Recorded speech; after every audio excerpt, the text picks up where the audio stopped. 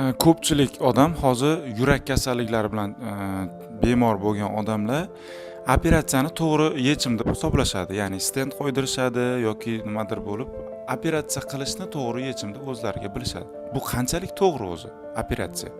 Aynan mana shu stent masalasida aytmoqchiman. Stent holatiga kelguncha, ya'ni yurakka stent qo'yadigan holatga kelgunicha tomirlarning torayib ketish holati bu qonda xolesterin miqdorining oshib ketishi.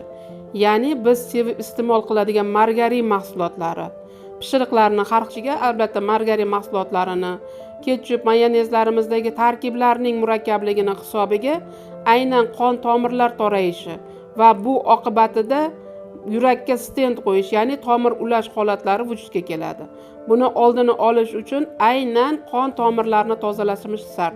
Organizmdagi yomon xolesterinni tozalamas ekanmiz, biz hech qachon hech qanaqa kasallik bilan kurasha olmaymiz.